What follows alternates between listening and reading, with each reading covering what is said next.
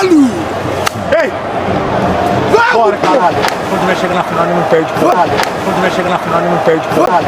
Quando nós chega na final, não perde, caralho! Quando nós chega na final, não perde, caralho! Quando nós chega na final, não perde, caralho! Quando nós chega na final, não perde, caralho! Quando nós chega na final, não perde, caralho! Quando nós chega na final, não perde, Vamos, porra! Que é Galo!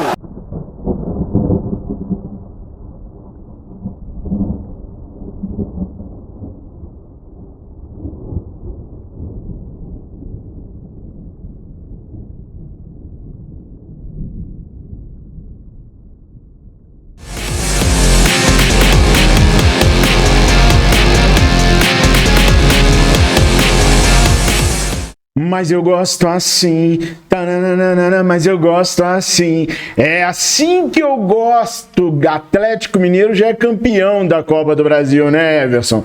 Quando chega na final, vocês não perdem, né? Quando nós chega na final, não perde, caralho! Quando nós chega na final, não perde, Tá se criando um clima terrível para essa final. Fala, nação rubro-negra, sou eu, Fabrício Lopes, aqui do nosso canal Resenha Rubro-Negra. Mas eu gosto é assim, nação. Eu gosto quando o lado de lá tá animado. Eu gosto quando o lado de lá já fala que já ganhou. Porque parece que os caras não conhecem o Flamengo, né? Na verdade, fazendo justiça aqui ao goleiro Everson, ele fala isso quando o jogo contra o Vasco no sábado termina. Então ele não tinha ideia de quem seria o adversário dele, creio eu, que ele estaria até imaginando que o Corinthians passaria. Só pode, porque para dar essa declaração, tendo Corinthians e Flamengo como prováveis adversários numa final de Copa do Brasil, ele só podia estar achando que o Corinthians ia passar, porque com o Flamengo não é assim não, patrão. Quem tem a estigma, quem tem aquela famosa frase de que deixou chegar, acabou, é o Flamengo, patrão. Então, assim, vamos no miudinho, vamos no sapatinho, vamos treinar bastante, vamos correr bastante pra gente pegar esse Atlético Mineiro aí na final no dia 3 e no dia 10 e podermos mostrar pra eles quem nós somos de verdade, né? Aliás, nesse vídeo aqui eu quero aproveitar também pra falar sobre o estádio do Flamengo, tá? Deu um rebuliço danado o vídeo que eu gravei ao meio-dia hoje, falando que o estádio do Flamengo vai sair do papel. Tem muitas pessoas que não entenderam a situação ou que entenderam mais ou menos e pediram para que eu explicasse melhor agora. E nesse vídeo aqui eu vou explicar para vocês por que eu falei que o estádio do Flamengo vai sair do papel sim, independente de quem ganhar a eleição, tá? Mas vamos continuar nesse clima gostosinho aqui contra o Atlético Mineiro, vamos falar de Copa do Brasil, vamos dar uma pincelada nessa situação aqui. Bom, o Everson tá muito confiante, provavelmente essa confiança dele toda venha da questão dos desfalques que o Flamengo vem tendo nesse ano, né? Afinal de contas, vamos para a final da Copa do Brasil sem Everton Cebolinha, sem o Pedro, sem Matias Vinha, sem o Luiz Araújo, sim, sem o Luiz Araújo. Muitas pessoas também passaram a me perguntar sobre a situação do Luiz Araújo. O Luiz Araújo, pessoal, ele sofreu uma lesão grave e a previsão mais otimista é que ele possa estar em campo para as rodadas de número 37 e 38, as duas últimas rodadas do Campeonato Brasileiro. Para esse jogo da Copa do Brasil, é praticamente impossível, né? Eu nunca gosto de dizer impossível, porque milagres acontecem, mas acho muito difícil. Praticamente impossível Luiz Araújo estar em campo daqui a 2 semanas. Isso é descartado, gente. Não tem como, né? E muito menos para o outro jogo. Então, Luiz Araújo, se retornar ao Flamengo, retorna para as rodadas 37 e 38.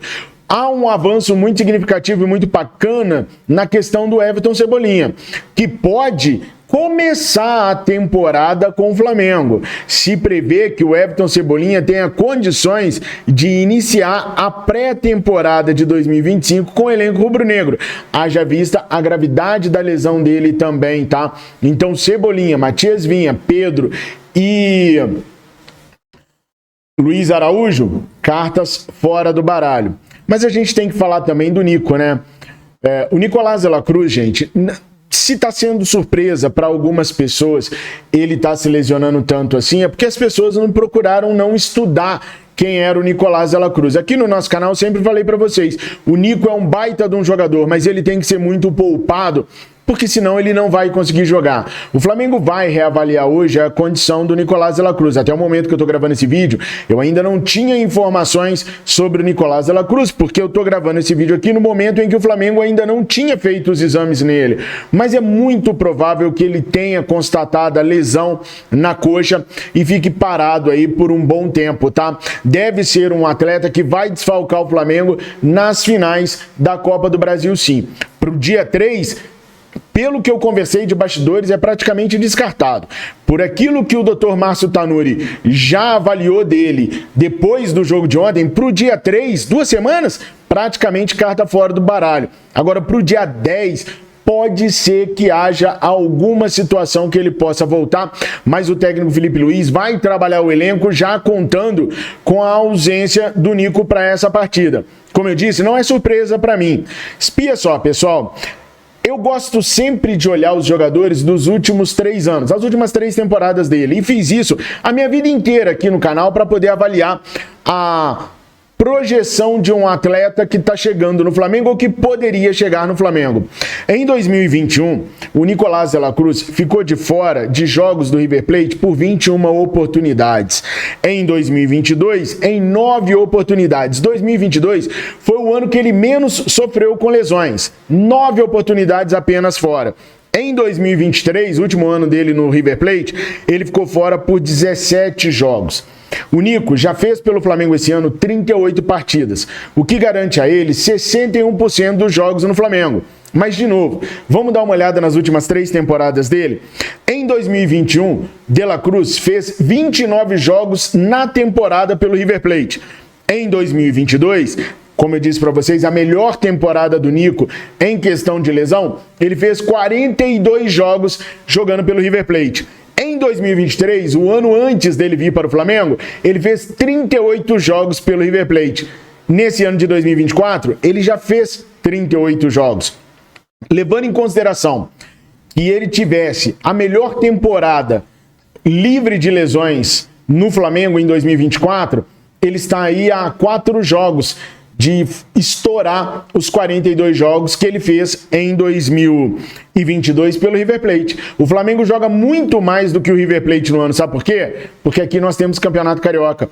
Aqui a gente disputa algumas competições com mais jogos do que o River Plate disputa na Argentina. O Carioca mesmo é um exemplo desse. São 16 datas de Campeonato Carioca que o River Plate não tem lá. Então, a melhor temporada do Nico com o River, ele fez 42. Nós estamos aqui faltando ainda 8 jogos de Campeonato Brasileiro e 2 jogos de Copa do Brasil. São 10 jogos que ainda faltam para o Flamengo fazer e faltam 4 para o Nico igualar a melhor temporada dele em número de jogos pelo River Plate. É óbvio que se você parar para estudar as últimas temporadas de um atleta, você vai saber exatamente o que esse atleta vai precisar para chegar adiante melhor fisicamente. Não estudaram, o Tite não estudou a caminhada do De la Cruz nas últimas 3 temporadas, por isso não poupou. E dificilmente a gente vai ter o melhor Nicolás de la Cruz, porque prestem atenção, o Nico foi poupado do último jogo, jogou apenas 45 minutos com a seleção uruguaia e estourou com pouco mais de 50 minutos de jogo no jogo contra o Corinthians. É preciso entender o atleta que se está contratando, saber o que ele precisa para ter longevidade, para conseguir jogar, porque mesmo que a gente traga o Nicolás de la Cruz para o segundo jogo da Copa do Brasil, qual é a qualidade do jogo que ele vai apresentar? Porque ele vai estar sem condicionamento físico, sem ritmo de jogo, qual é a qualidade? Há que se pensar melhor para o aproveitamento do atleta a partir do ano que vem, porque ele é um cracaço de bola.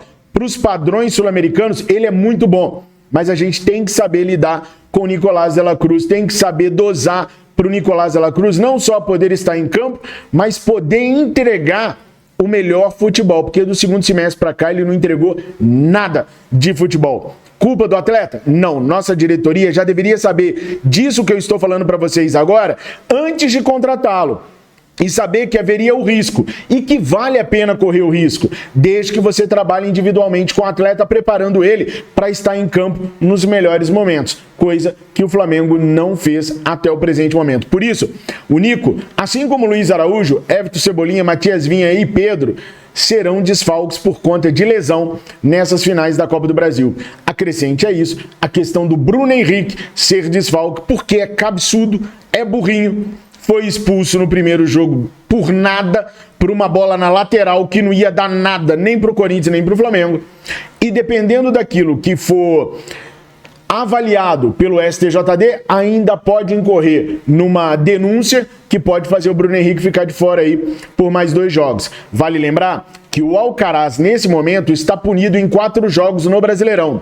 O Nico não joga contra a equipe do Juventude e dificilmente fará os próximos 4 jogos do Flamengo no Campeonato Brasileiro. Isso quer dizer que, no cenário atual, estaríamos sem Nico e sem Carlos Alcaraz para pelo menos 4 jogos próximos do Campeonato Brasileiro. Teríamos aí que puxar o Gerson para o meio de campo para fazer o segundo homem do meio de campo, atuando junto com a Arrascaeta, jogar o Plata na direita e talvez o Michael para a esquerda, para ver se a gente consegue um rendimento melhor. Algumas pessoas têm me questionado sobre a condição que eu vivo falando do Gabriel ser titular sem entregar nada. Os questionamentos são: o Carlinhos não é melhor que o Gabriel. Quem colocar no lugar do Gabriel? Pô, coloca o Lohan, vamos jogar de falso 9. Ah, mas agora treinar o falso 9? Gente, Felipe chegou agora, tudo que ele tá fazendo é novo. Treinar um falso 9 ali também não é tão dramático assim não. Difícil é você colocar 3 zagueiros. Colocar um falso 9 não é tão dramático assim não. É tudo uma questão de movimentação e liberdade para os caras no comando de ataque. Dá para fazer. Basta o Felipe querer e treinar. Mudando agora de pau para cavaco, uma das coisas boas de pegar o Atlético Mineiro na final da Copa do Brasil é que o Anderson Daronco não vai ser escalado para apitar nenhum dos 2 jogos. É porque o Galo tem representatividade fora das 4 linhas, coisa que o Flamengo não tem. Desde a treta do Daronco com o Hulk lá atrás, que deu até questão de processo civil e tal, que o Daronco está proibido de apitar jogos do Atlético Mineiro. Felipe Luiz falou ontem, na coletiva dele, sobre a questão da aceitação por erros contra o Flamengo. Ele disse o seguinte: na dúvida, sempre contra o Flamengo. Por quê, gente?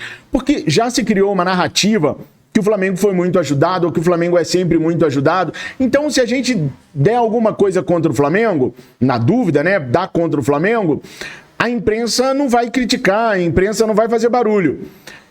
Ontem, gente, a gente teve aquele lance da penalidade que não foi dada para nós, né?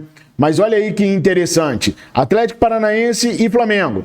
Essa bola até hoje eu não creio que ela tenha batido totalmente na mão do Davi Luiz. Parece que ela bateu no peito. Agora, olha só quem estava apitando o jogo. Anderson Daronco. Nessa oportunidade, essa penalidade ele deu contra o Flamengo. Olha lá. A bola bate no peito do Davi e bate um pouco na mão, mas o Davi ainda tenta tirar lá, ó. Ele vira e tira. Mas pro Anderson Daronco, mesmo indo ao VAR, ele não teve dúvidas nenhuma da penalidade. Mas para nós, o pênalti escandaloso... E olha que eu só tô falando do pênalti, eu não tô falando de mais nada, tá? O Anderson Daronco não deu. Então, assim, é preciso a torcida... E, gente, eu falo da torcida porque os dirigentes, eu vou te falar uma coisa, sabe? É assim... desanimador essa turma que tá no Flamengo hoje para trabalhar fora das 4 linhas.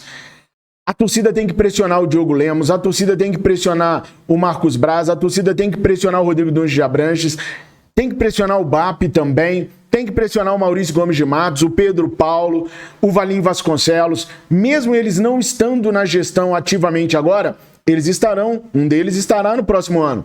Então a gente tem que cobrar, não é a CBF, porque a CBF não tá nem aí pra nós, a mídia paulista não tá nem aí. A CBF só faz alguma coisa quando pressionada pela imprensa paulista. Se a imprensa paulista é conivente, a CBF não se manifesta. E não adianta ficar entregando DVDzinho lá na CBF, não, porque os caras vão jogar aquilo no lixo ou engavetar.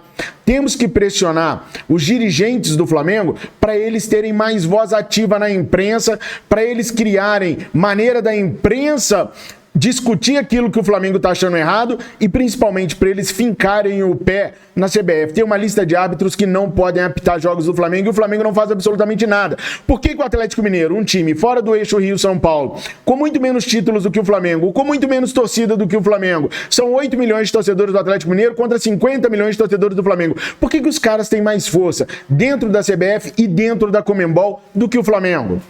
A torcida tem que começar a ir nas redes sociais dos dirigentes e pressioná-los para que esse tipo de coisa que vocês estão vendo aqui do ladinho, não aconteçam mais.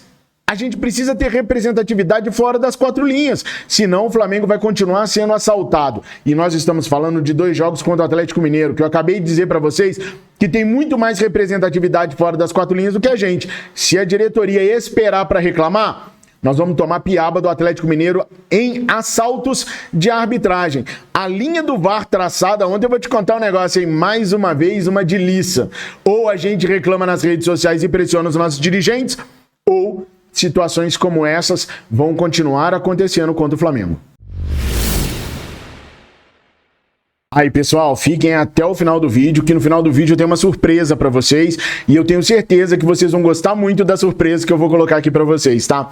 Mas bora falar um pouquinho de estádio. No vídeo hoje de meio-dia, eu falei pra vocês que o estádio do Flamengo vai sair do papel de qualquer jeito. Algumas pessoas não entenderam bem, pediram pra que eu esclarecesse a situação do estádio do Flamengo. Então vamos lá, gente. Para o Flamengo comprar o terreno do gasômetro, o Flamengo teve que assinar uma série de obrigações com a Prefeitura do Rio de Janeiro. Dentre essas obrigações estão estipuladas datas para a apresentação do projeto e para a conclusão das obras do estádio do Flamengo. E não é só o estádio, não. As questões de urbanização, de internet, de comunicação, tudo tem que estar prontos em no máximo 5 anos. Isso não acontecendo, o Flamengo pode, inclusive, perder o terreno do gasômetro, sendo desapropriado mais uma vez, como foi desapropriado para a Caixa Econômica Federal. Fabrício, por que no terminal, gentileza, não foi assim? Não sei o que foi acordado entre Prefeitura, Terminal Fortaleza. Eu não sei, tá? Eu sei o que foi feito com o Flamengo. E com o Flamengo há estipulado datas para a entrega de tudo que foi colocado no edital e que o Flamengo se comprometeu em realizar. E foi o Flamengo que se comprometeu, não foi o Rodolfo Landim, é a instituição, a assinatura do Landim vale pela instituição, não pela chapa Uniflá do Rodrigo Dunches de Abranches. Eu quero deixar isso bem claro.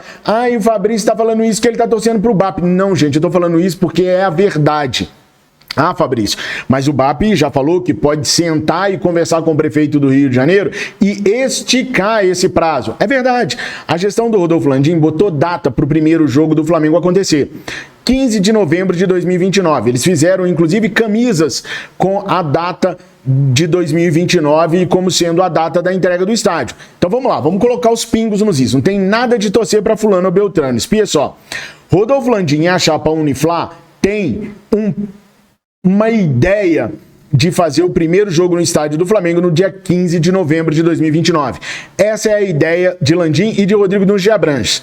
O BAP fala que precisa estudar de onde vão vir as receitas primeiro.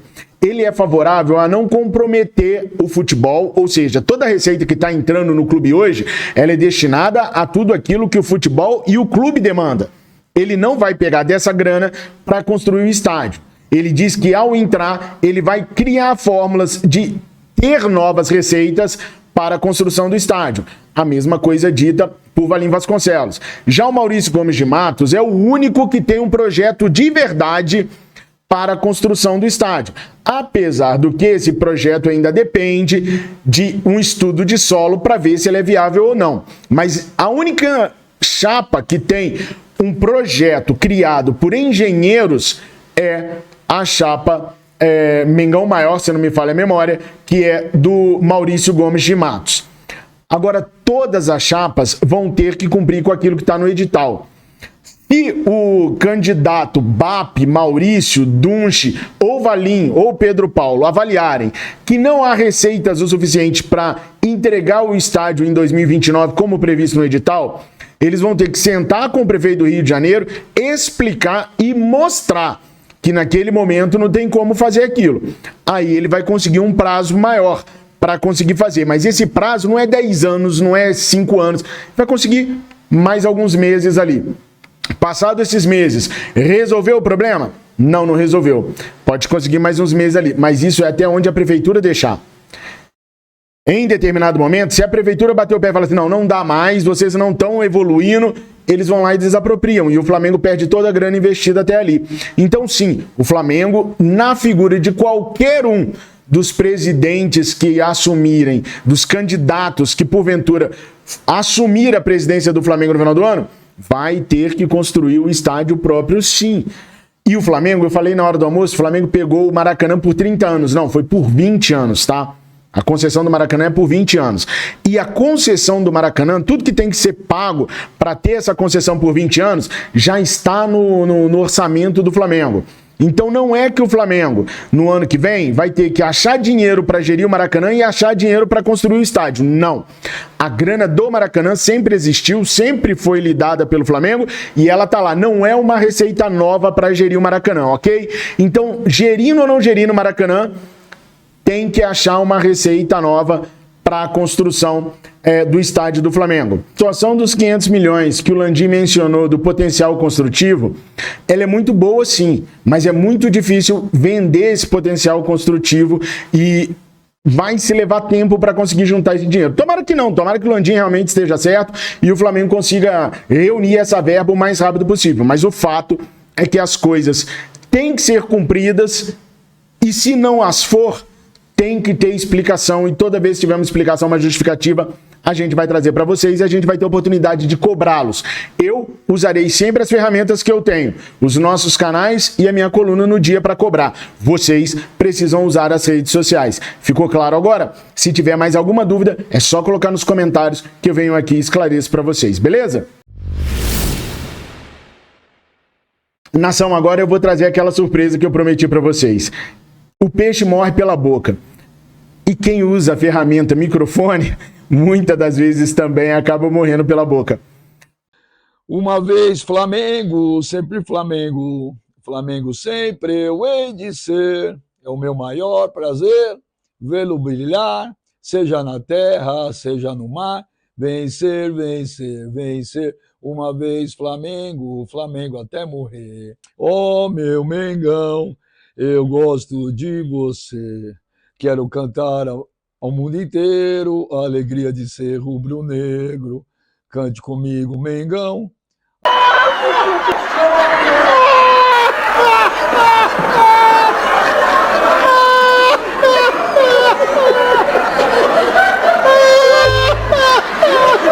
Você quer parar? Negros.